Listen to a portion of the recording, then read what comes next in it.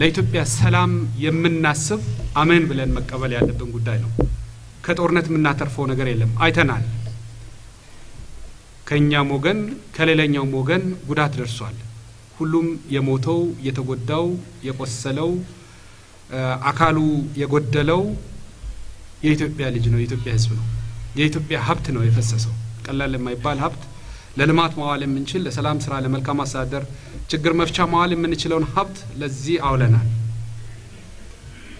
ወደን ሳይሆን ተገደን በገባንበት ያገርን አንድነትን ያገርን ክብር ለማስጠበቅ በሚደረገው ትግል ውስጥ ማለት ነው ሶ ይሄንን ጦርነት በሰላም መቋጨት ድል ነው በጦርነት ያገኘነውን ድል በዚህ በሰላሙም እንደዚህ ሰላማዊ በሆነ መንገድ የኢትዮጵያን ህዝብ የኢትዮጵያን መንግስት የኢትዮጵያን ክብር በሚያስጠብቅ መንገድ ሰላም ስምምነቱን ማድረጉ ድል ነውና ይሄ በመልካም ጎኑ በመልካም ገጽታው በእኛም ዘንድ ወስደን ለዚህ ሰላም ስምምነቱ ሂደት መሳካት የሚጠበቅብን በግልም እንደ ዞንም እንደ ከተማ ማህበረሰብም እንደ ክልልም የሚያስከፍለን ዋጋ ካለ ያንን መክፈል አለብን ለሰላም የሚከፈል ዋጋ የሚያመን አይደለም የሚያከስረን አይደለምና በዚህ መንገድ ብናየው ጥሩ ነው ይሄ ሁሉ ጉዳት ሲደርስ ዝም ብለን አላየንም አገራዊ አንድነትን ለማስጠበቅ ብለን በሰመኑ አካባቢ በተፈጠረው ጦርነት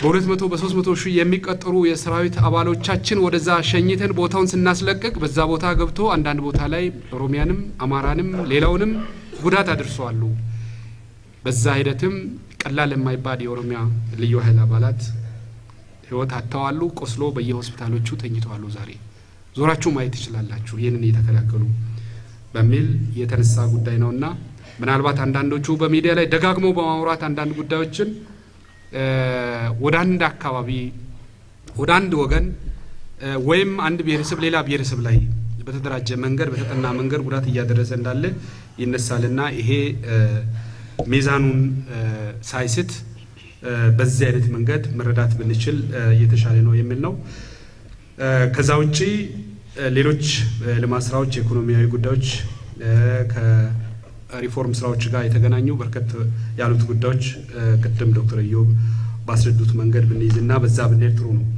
ከዚህ ውጪ ወደ ክልላዊ ጉዳዮች ስመጣ ያው ሁላችንም እንደምናውቀው ክልላችን በይፋ ተመስርቶ ወደ ስራ ከገባ ምናልባት ይሄ 13ኛ 14ኛ ወር አካባቢ ቢሆን ነው ከአንድ አመት ብሎ ብዙም ያልዘለለ እድሜ ያለው ክልል ነው በዛም ይሁን በዚህ ግን የተጠራቀሙ የተሻገሩ የተዛወሩ መልካም ጉዳዮችንም እንደዚህ ችግሮችንና ተግዳሮቶችንም ይዘን ነው ወደዚህ ክልል የመጣ ነው ይሄ ክልል በሁላችንም በክልሉ ብሔሮች ብሔረሰቦችና ህዝቦች ትግል የህዝባችን የፖለቲካ ጥያቄ የህዝባችን የአስተዳደር ወይም ያደረጃጀት ጥያቄ ምላሽ ያገኘበትና በዚህም በህዝባችን ዘንድ መልካም የልማት የሰላም ተስፋ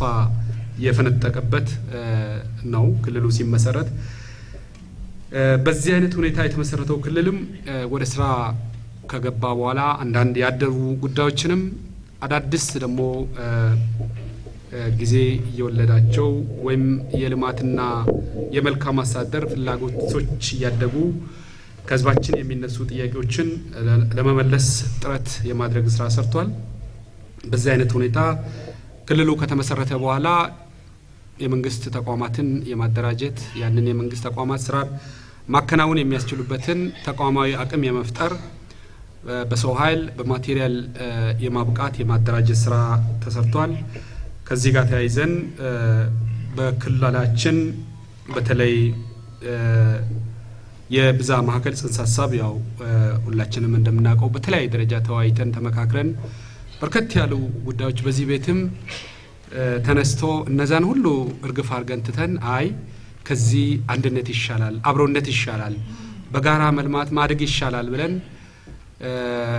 የከፋ ህዝብም አይ እንደ ሌሎች ህዝቦች ፍትሃዊ በሆነ መንገድ መብትን ጥቅምን ወደ ማስከበር ሊሄድ በመል ተግባብቶ በዛ አይነት በዛ ማዕከሉ ተግባራዊ ሆኖ በዛ ማዕከሉም ተቋማትን በጣም ፍትሃዊ በሆነ መንገድ ደልድለን የከፋ ህዝብም የሚያነሳቸውን ጥያቄዎችን መለስ ብለን አይተን ሚዛናዊ አድርገን አንዱ ለአንዱ ሰጥቶ በመቀበል መርህ ተደራጅተው ወደ ስራ ገብቷል። ይሄ አንዱ ጉዳይ ነው።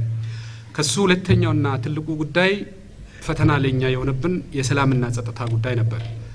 ሁላችንም እንደምናውቀው ምናልባት በ2011-12 አካባቢ በቴፒና አካባቢው በበንች ሸኮ በጉራ ፈርዳና እንደዚሁ አንዳንድ አካባቢዎች በምዕራብ ኦሞም የአርብቶ አደር አካባቢዎች ላይ ሰፋፊ ግጭቶች የነበሩበት ዝርፊያ፣ ቅሚያ፣ የህይወት የንብረት መውደም የደረሰበት በዚህም በተለይ ቴፒና አካባቢ ላይ ማህበራዊና ኢኮኖሚያዊ እንቅስቃሴ ሙሉ በሙሉ በሚባል ደረጃ የተቋረጠበት ጊዜ ነበር።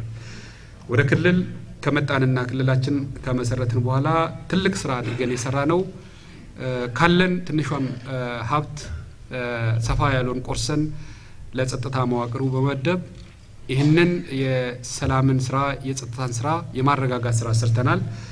በዚህም በተለይ ቴፒ አካባቢ ጉራ ፈርዳ አካባቢ በምዕራብ ኦሞ አካባቢ ሸፍቶ ጫካ የገቡ ማህበረሰቡ ላይ ጥቃት ሲያደርሱ የነበሩ ህይወት ሲያጠፉ የነበሩ ሲዘርፉ የነበሩ 80 የሚጠጉ መሳሪያን ይዘው ጫካ የገቡ ወንድሞችን እህቶችን ግማሾቹን በህግ አግባብ መልሰናል፣ ግማሾቹን እርቅ አድርገን በባህላዊ የእርቅ ስነ ስርዓት ህዝቡ ምህረት አድርጎላቸው ከህዝቡ ጋር እንዲቀላቀሉ ተደርጓል። በዚህም እነዚህ ኃይሎች የታጠቋቸው ከባድ መሳሪያዎች መትረየስ ጭምር ሌሎች የነፍስ ወከፍ መሳሪያዎች ክላሽ በርካታ ጥይቶች ጋር ግማሹ ከተቀበረበት አውጥተው ግማሹ ጫካ ላይ ከደበቀበት አውጥቶ ለመንግስት አስረክቦ አካባቢው ላይ ፍጹም ሰላም የሆነ አካባቢ በመፍጠር የተቋረጠው ማህበራዊ ኢኮኖሚያዊ እንቅስቃሴ ወደ ቀድሞ ቦታ እንዲመለስ አድርገናል። በጉራ ፈርዳም እንደዚሁ ምዕራብ ኦሞ አካባቢ ከአርብቶ አደር ጋር ሰፋፊ ግጭቶች በከብት ዝርፊያ ከዚህ ከጎጂ ልማዳዊ ድርጊቶች ጋር የተያዙ በርከት ያሉ ስራዎች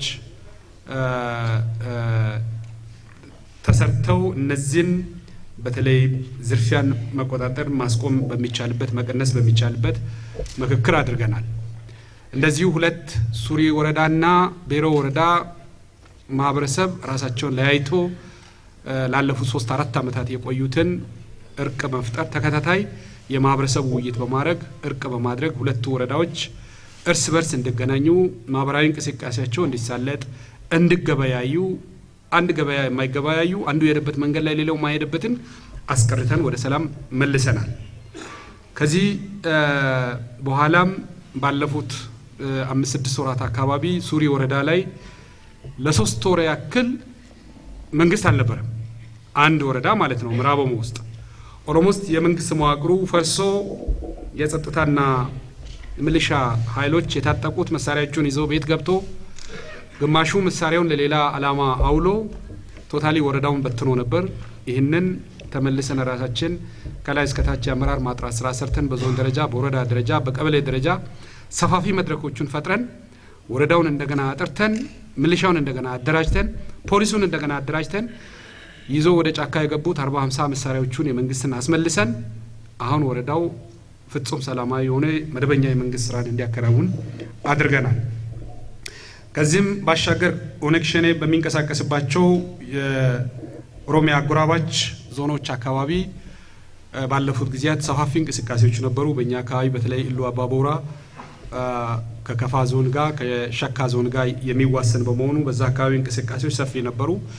ይህንን ከዞናችን በተለይ ከከፋ ዞን ከሳይለም ወረዳ ጋር ተከታታይ መድረኮችን ፈጥረን የጸጥታ መዋቅሩም እዛ ድንበር አካባቢ ላይ እንዲሰፍር በማድረግ ወደኛ አካባቢ ሊዛመት የነበረውን መቆጣጠር ችለናል። በዚህ ላይ ደግሞ በተለይ የሳይለም ወረዳ ነዋሪዎች የጸጥታ አካላት የወረዳና ቀበሌ መዋቅር ያረጋው ድጋፍ ቀላል የሚባል አይደለም። እለት እንቅስቃሴውን በመከታተል ከኛ ጋር መረጃ በመላወጥ ከኦሮሚያ ክልል ጋር መረጃዎችን እንደዚሁ በመላወጥ ስጋት ቀጠና የሆኑትን ብዙም ጉዳት ሳይደርስ ከስጋት የጸዳ እንዲሆን አድርገናል። ይሄ ግን ተከታታይ ስራዎችን የሚጠይቅ ነው፣ የሚቋረጥ አይደለም። አሁንም እነዚህ ስራዎች የሚቀጥሉት ይሆናል እዛው አካባቢ የኦነግ ሸኔ እንቅስቃሴዎች ስላሉ ሌላው ትልቁ ነገር በክልላችን ትኩረት አድርገን የሰራነው ከፐብሊክ ሰርቪስ ጋር የተገናኙት ጉዳዮች ነው። በዚህ 6 ወራት ውስጥ የፐብሊክ ሰርቫንቱን ብቃት ያለው የተመሰከረለት የትምህርት ማስረጃ የያዘ የመንግስት አገልግሎት አሰጣጥን ማሳለጥ የሚያስችል ባለሙያና አመራር መመራት አለበት፣ በዛ መደራጀት አለበት የሚለውን ወስደን ትልቅ ስራ የሰራ ነው። ከክልል እስከ ወረዳ ድረስ በተለይ የአመራሩንና የመንግስት ሰራተኛውን የትምህርት ማስረጃ የማጥራት ስራ ሰርተናል። ይሄ በአንድ በኩል ህዝባችን 90% አጨብጭቦ የተቀበለበት በእንደዚህ አይነት በሌብነት በሐሰተኛ የትምህርት ማስረጃ መረጃ ፋብሪኬት አድርጎ በመስራት ወደ መንግስት መዋቅር በመግባት የመንግስት እና የህዝብ አገልግሎት አሰጣጥን ብልሹ ያደረጉ በሌብነት ውስጥ እጃቸውን ያስገቡ በአቅም ማነስም ለህዝቡ የሚፈልገውን አገልግሎት መስጠት ያልቻሉ አመራርን ሆነ ባለሙያዎቹ ለመለየት የተደረገው ጥረት በጣም ጤናማና ጠንካራ ነው። ይሄ መበረታታት አለበት፣ መቀጠል አለበት ተብሎ ቀላል የማይባል በመጀመሪያ ዙር ላይ የትምህርት ማስረጃዎችን በሁሉም መዋቅሮቻችን ላይ አጥርተናል። መጀመሪያ ከራሳችን ነው የጀመርነው ከክልል በክልልም በአመራር ደረጃም እንደዚሁ በመካከለኛ አመራር ደረጃ በባለሙያ ደረጃም ይሄንን ሐሰተኛ የትምህርት ማስረጃ የያዙ አካላት ተገኝተዋል። በዞን ደረጃ በከተማ አስተዳደር ደረጃ በወረዳ ደረጃ ተለይተዋል። አሁን በመጀመሪያ ዙር የማጣራት ሂደት ውስጥ 1800 ሐሰተኛ የትምህርት ማስረጃ የያዙ በግለሰብ ደረጃ ለይተናል። የተጣራው ከዛ ብዙ ነው። አንድ ሰው 2 ጊዜ የተበላሸበት አለ። ዲፕሎማውም ትክክል ያልሆነ ዲግሪውም ትክክል ያልሆነ አለ። አንዱ 3ም አለ፣ ማስተርሱም ትክክል ያልሆነ አለ። ይሄን አልቆጠርንም። በነፍስ ወከፍ ደረጃ በሰው ቆጥረን 1800 ሰው ላይ ህጋዊ እርምጃ እየወሰድን እንገኛለን። እነዚህ ሰዎች ሐሰተኛ የትምህርት ማስረጃ የተገኘባቸው በህግ አግባብ በሰራተኛ አስተዳደር አዋጁ መሰረት ተጠያቂ የሚሆኑበት መንግስት መዋቅር ውስጥም የሚወገሩበት አሰራር ተፈጻሚ ያደረግን እንገኛለን። ይሄ ቀላል የሚባል ስራ አይደለም። በዚህ መንገድም ጎን ለጎን ጩኸቶች አሉ። አይ ይሄ ደቡብ ምዕራብ በቃ ራሱ ያደረገው እኛ ሌላ ክልል ላይ ያልነበረ ወዘተ የሚል ሌባ ከተገኘ መያዝ ነው እንጂ ሌባን ለመያዝ ሌላ ክልል ማስፈቀድ የለብኝም። ምንም ማንም ሲሰርቅ ከተገኘ ሲያሰርቅ ከተገኘ አይ ኃይል ይባል ይገባል። ለዛ የማንም ፍቃድ ያስፈልገው። ቀበሌው ወረዳው እኔን ክልልን ሳያስፈቅድ ይሄን መስራት ይችላል።